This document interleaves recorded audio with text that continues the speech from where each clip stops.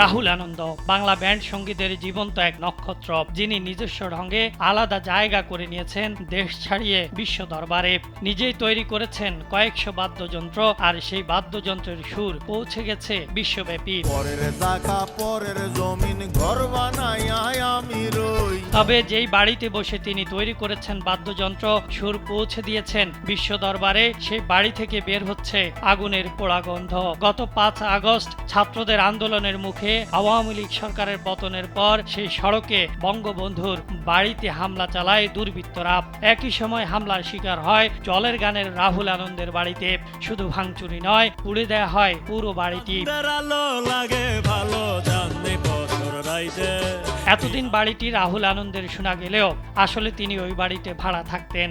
এক পাশে ছিল তাদের সংসার, আর অন্য পাশে জলের গানের স্টুডিও। তবে জীবন্ত এক নক্ষত্রের আজীবনের স্বপ্ন পুড়ে হয়েছে ছাই। রেহাই পেয়েছেন রাহুল আনন্দ ও তার পরিবারের সদস্যরা। তার আজীবনের সাধনার এই বীভৎস পরিণতি দেখে স্তব্ধ হয়েছেন অনেকে। যদিও প্রাথমিকভাবে ধারণা করা হয়েছিল পরিকল্পিতভাবে এ আগুন দেয়া হয়েছে। এক সাক্ষাৎকারে রাহুল আনন্দ জানান, স্ত্রী সন্তানকে নিয়ে এক কাপড়ে বাড়ি থেকে কোনো মতে বের হয়ে এসেছিলেন তিনি। তবে এখন শোনা যাচ্ছে ভিন্ন কথা। এ বিষয়ে বিস্তারিত সামাজিক মাধ্যমে লিখেছেন রাহুল আনন্দের পারিবারিক বন্ধু ফারহানা হামিদ। লেখাটি জলের গানের ফেসবুক পেজেও শেয়ার করা হয়েছে।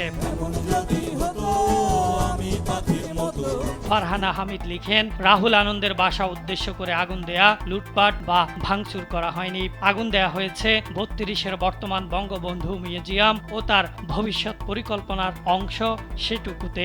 রাহুলদা একটা একতলা বাসায় ভাড়া থাকতেন। এক পাশে তাদের সংসার, অন্য পাশে জলের গানের স্টুডিও। অনেকেরই ভিডিওতে এই বাসাটা নিয়ে ভুলভাল কথা বলতে দেখেছি আমি।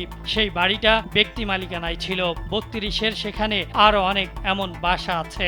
রাহুলদা ও তার পরিবারের দুর্ভাগ্য, এই মায়াময় বাসাটা নতুন মিউজিয়ামের দেয়াল ঘেঁষে এবং শান্তুরের পেছনে ছিল, তাই তার বাসাতেও আগুন দেয়া হয়।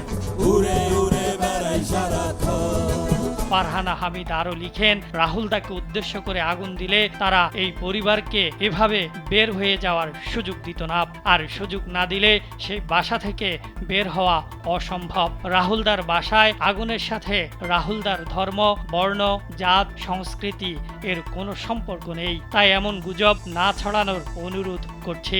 দেশের এই পরিস্থিতিতে যে কোনো গুজব ভয়াবহ রূপ নিতে পারে, তাই আমরা সচেতন হই। তিনি আরো লিখেন, একটা সংসার, একটা দলের বহুদিনের সাধনা, একজন বাচ্চার শৈশবের সবকিছু পুড়ে ছাই হয়ে গেছে। আর কারো কোনো কিছু পুড়ে না যাক, ভালোবাসা নেমে আসুক মানুষের মনে। আপনারা তাদের পাশে থাকলে আবার জলের গানের সাথে গলা মিলিয়ে গান গাইব। এমন দেশটি কোথাও খুঁজে পাবে না কো তুমি, সকল দেশের রানী সেজে আমার জন্মভূমি। রাহুল আনন্দের বাদ্যযন্ত্রের সমাহার দেখতে এই বাড়িতে অনেকেরই যাতায়াত ছিল। এমনকি ছুটে এসেছেন ফ্রান্সের প্রেসিডেন্টও। বিনোদন ডেস্ক, কালবেলা।